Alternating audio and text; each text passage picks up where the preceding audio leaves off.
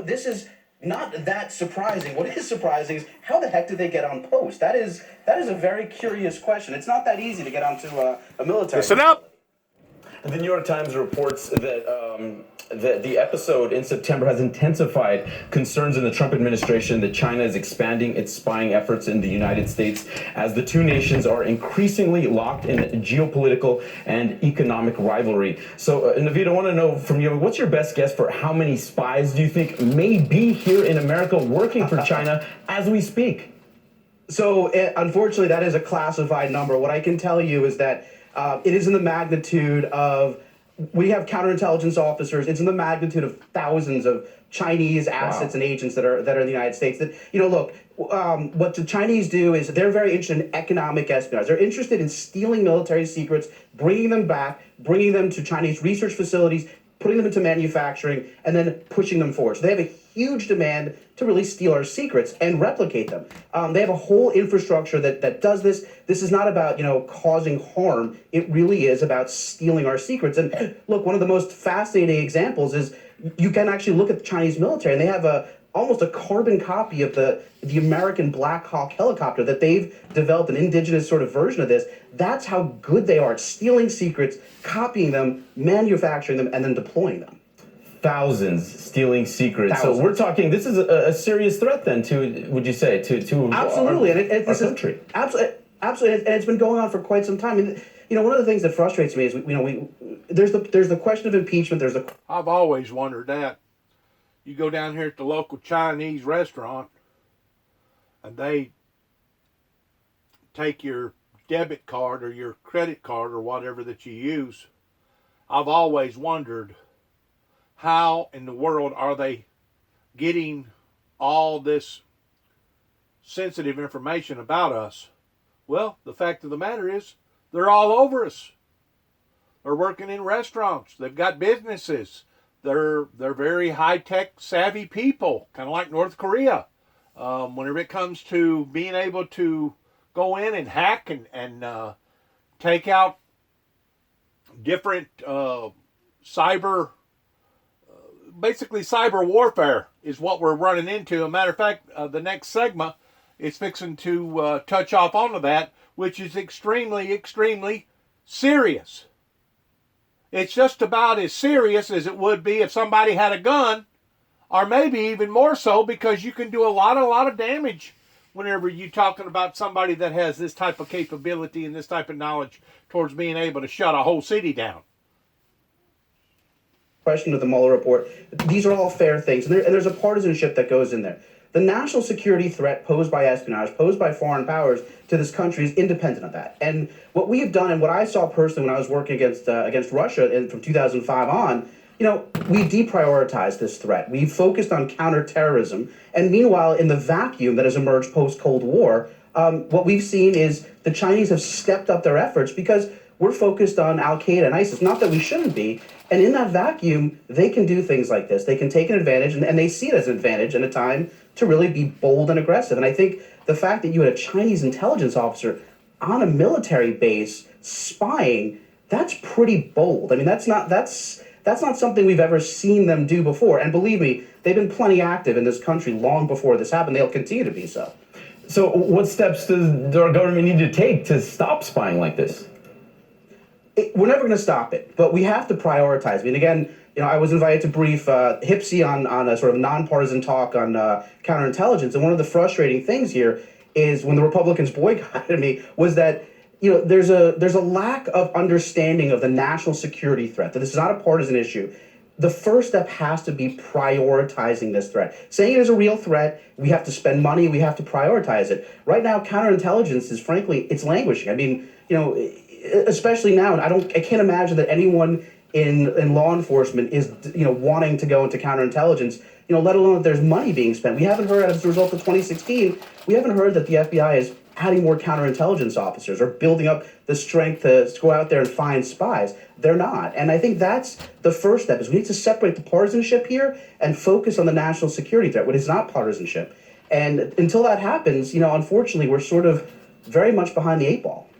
And this is all, speak nothing of the Russian government interfering in our democracy. A lot to look out for. All right. Naveed Jamali, thank you so much for the discussion. Thank you. A pawn shop owner has been arrested in connection to last week's deadly shootout at a kosher grocery store in Jersey City. Investigators say they found the man's number and address in the gunman's pocket. The 35-year-old was charged with possessing a firearm while being a convicted felon. Officials are now looking into whether any of the guns used in the shooting came from that pawn shop. On Tuesday, 2 gunmen killed 4 people before dying in a shootout with police. Officials describe it as an anti-Semitic hate crime and an act of domestic terrorism. Relieved officials in New Orleans say they're beginning to recover from a crippling cyber attack.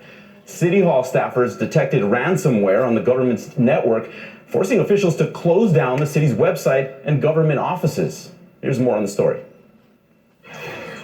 The city of New Orleans crippled after a cyber attack. Websites down. Phones unanswered. The mayor declaring a state of emergency as local and federal officials work to figure out who's behind the hack and how much damage has been done. Hackers gained access to government systems on Friday morning. City Hall telling employees to power down and unplug their computers immediately. The forensic investigation is still in progress, so there's much that we are still to learn about this attack, the mechanisms, and what was significantly compromised. Officials say emergency operations have not been impacted and are communicating via Twitter. This is the 3rd cyber attack in Louisiana this year. In July, several school systems were infected by malware. And just last month, a ransomware attack held state data hostage. Hackers demanded the government pay up.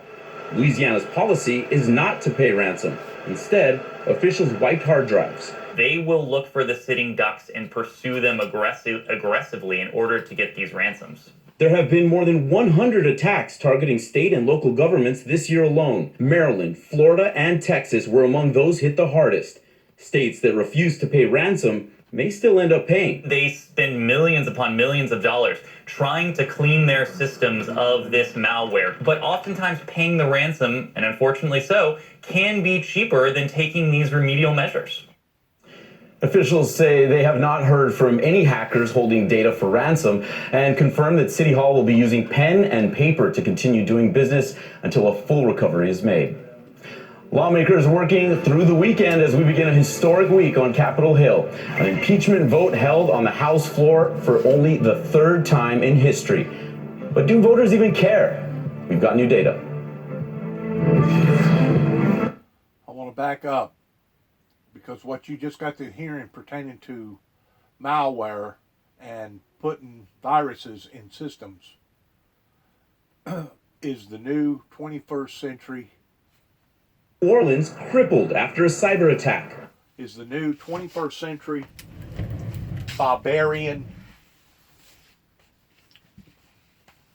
domestic terrorism of people that has this type of capability that can go in and manipulate and basically cripple a whole city or even a state. This is the same thing as somebody taking a gun and holding it to somebody and saying, "Give me your money. Give me your money or your life." This is where we are, folks. This is no joke. This is where we are in the 21st century, fixing to walk off into 20 and 20, pertaining to all these barbaric, heathenistic, uncivilized people that want something for nothing. This is where we are. I mean, we can point fingers, we can throw rocks at each other, we can do the blame game, but the fact of the matter is, this is where we are. No ifs, no ands. Over 100 this year alone. This particular incident in New Orleans could very well easily cost their city several $100,000 to have to go in and clean up or repair everything that has been contaminated. This is serious. This is serious because every time this occurs, guess who it's going to cost? It's going to cost we the people, you and I. That's who it's going to cost. And until we learn to work harder in the sense of being smarter towards outsmarting these malware hackers that's doing this, we're going to continue to suffer more and more under the hand of domestic terrorism. And that's exactly what this is. This is domestic terrorism. Whenever you cost this much money to this many people's lives, it wouldn't be no different than it would be if you was out in California somewhere and you decided to purposely set the woods on fire that costed X amount of millions and millions of dollars because you caught something on fire. In addition to the lives that are going to be ruined of doing something like this.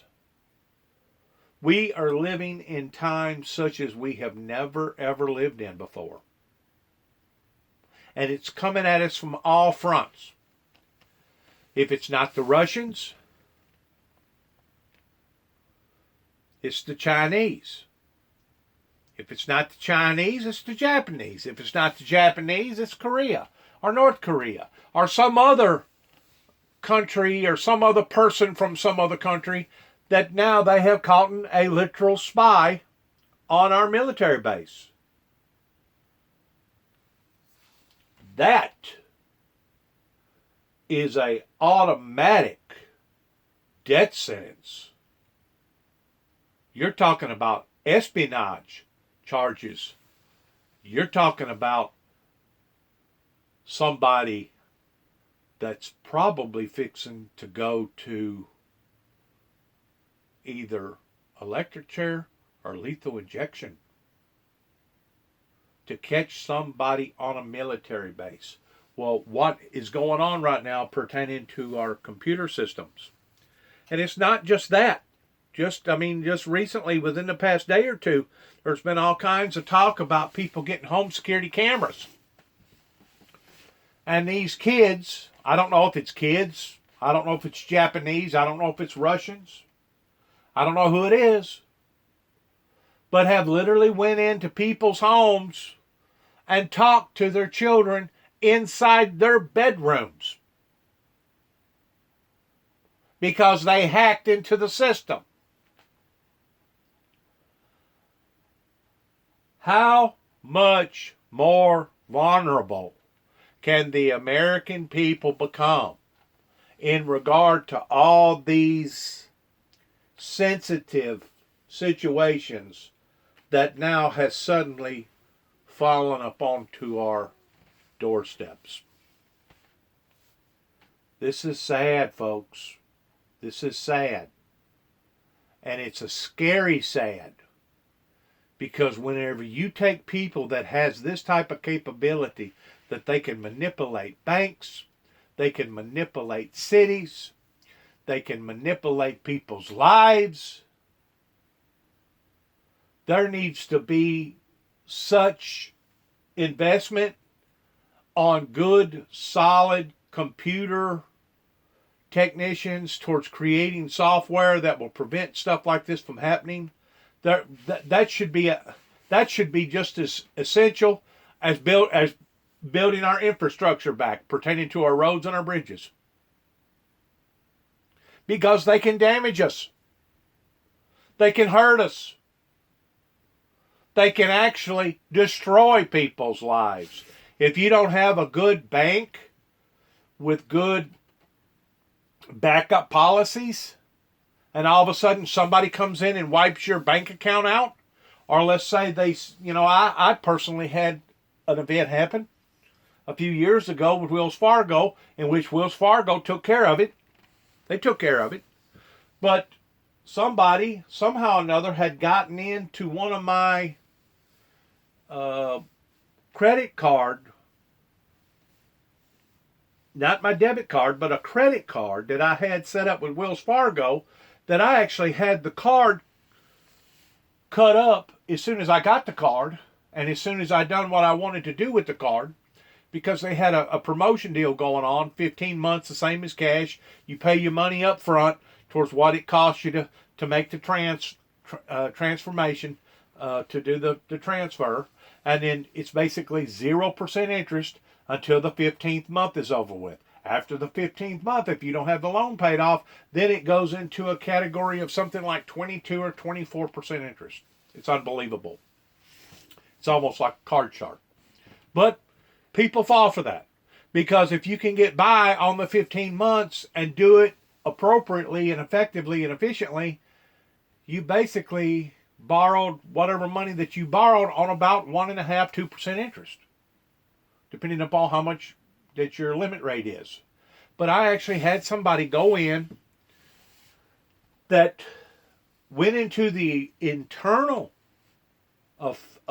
affairs of Wells Fargo, and somebody over in the Elks wound up renting out a hotel for a week that cost about $800. That was charged to my bill. So don't say that it can't happen. It can happen. But my question is, who allowed it to happen?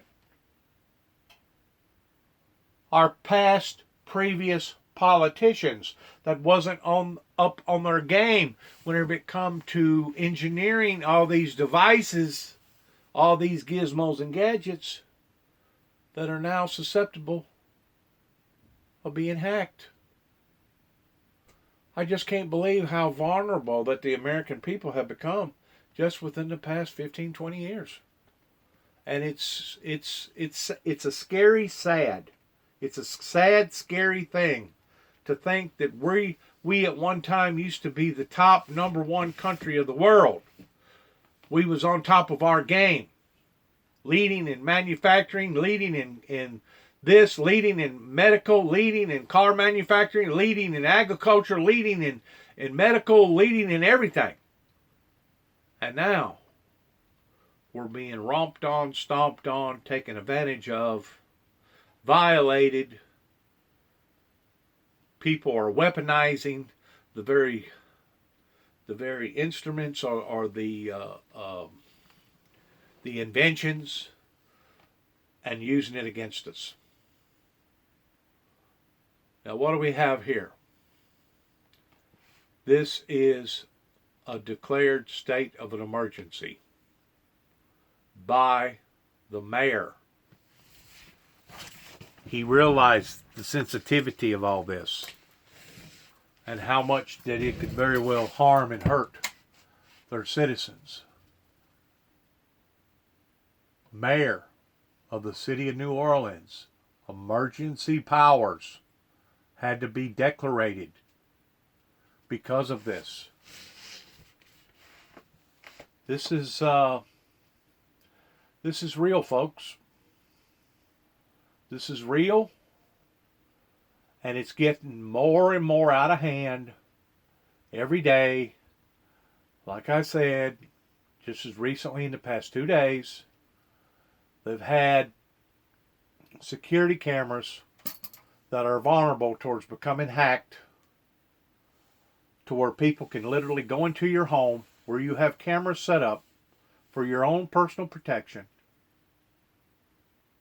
and watch your wife, watch your daughter, watch your children in vulnerable, exposed areas. Talk about privacy rights.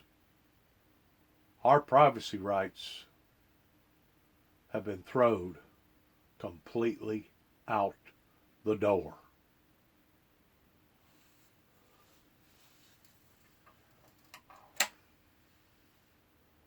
I didn't even know that they had such of a statute under this RS 29727F1 to be confirmed in these regards right here. I didn't even know that they had that.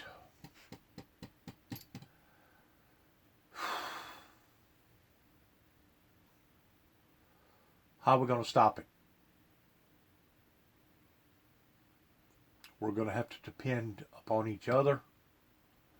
And as I said before, instead of working harder, we're going to have to work smarter. And we're going to have to get ahead of the boogeyman. Because the boogeyman is out to kill, steal, and destroy. The boogeyman is the very person that has caused us, we Americans, to be $23 trillion in debt and over 2.3 million incarcerated prisoners right now presently in our confinement here in the United States. The boogeyman is what has caused this. Now, I know a lot of these kids that are involved in all this supernatural, paranormal, satanic, demonic stuff, they think it's cute. They think it's cool. They think it's cute. And they think that there ain't going to be no repercussions or no consequences. This is where our laws has to become conformed. And we're going to have to wake up to what's going on. It's kind of like whenever our laws was created of our Constitution, the right to bear arms. You keep in mind, whenever they wrote that law, most of their arms back then was either swords or one-shot muskets, providing that you even had enough money to even be able to provide yourself with a one-shot musket. Our ancestors had no idea, looking into the future, that we was going to have assault rifles that would literally cut a car completely in half. That would literally take out an army with one gun. Kill 60, 70, maybe 100 people. We're going to have to wake up and conform our laws in the degree of the era that we're living in. Regardless whether it's gun laws, regardless whether it's hacking laws, regardless whether it's voting laws, we're going to have to wake up to the boogeyman. Because if not, the boogeyman is going to ruin all of us. That is not some sort of a threat, but that is an advisory. The same way if a weatherman was to tell you that a tornado is coming, seek shelter immediately. That's my whole purpose of saying what I just said. It's an advisory, and I hope that it gets interpreted as an advisory, because I do not want harm and hurt to happen to any of my people, especially the innocent people pertaining to children and the elderly. And that's exactly who's going to be vulnerable in all this stuff right here. You take an elderly person that don't even know how to operate a smartphone. Do you think that they're going to know about all this high-tech technology? No. They're very vulnerable. You got people out there that are still writing checks. I hadn't written a check in probably 15 years.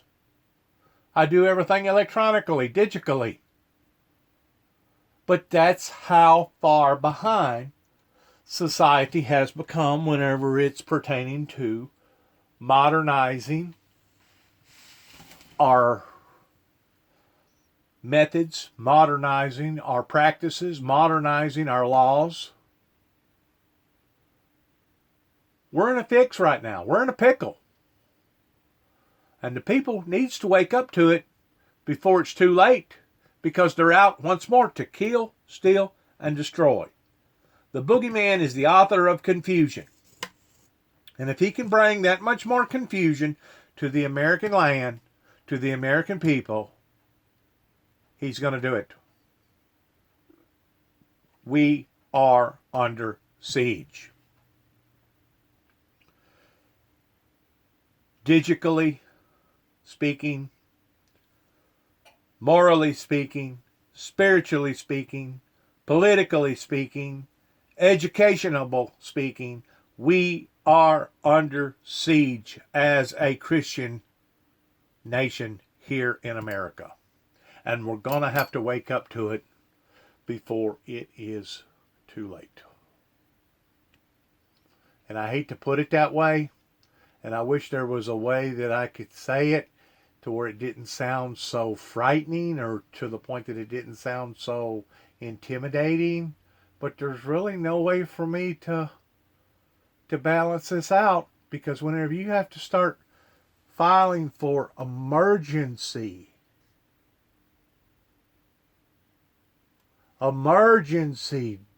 assistance because of all this, we're in trouble, folks. It's time to wake up. It's time to wake up the sleeping giant before it's too late. Because these people that has these magic fingertips can bring destruction into one's life the same way if they had a gun or a missile or a bomb. Please, let's all be more protective in where we are, what we're doing, and what we're exposing ourselves to. Please. It could very well be the life or death of this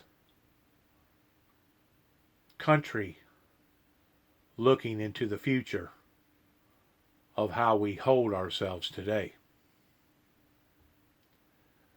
Like the guy was talking, whenever they ask for ransom, sometimes it's cheaper to pay the ransom than it is to go through all the problems and all what it's going to cost to clear out all the systems and to get all the bugs out of everything. Who would have thought that the good old computer that come out into the eyes of society, I guess it was what, back in the early 80s, was whenever the mainframe come out? Who would have thought that 45, 50 years later, now they have weaponized it to the point that they can bring great devastation and harm to our lives. But that's exactly what's happening. We need to wake up to it before it's too late.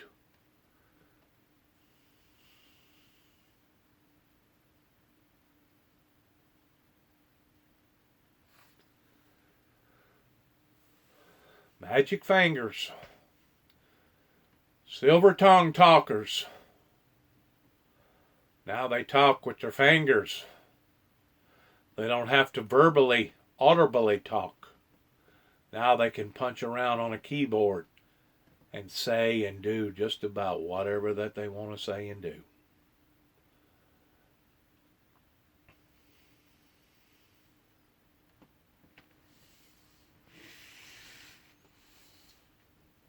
Please. Please. Let's pay closer attention.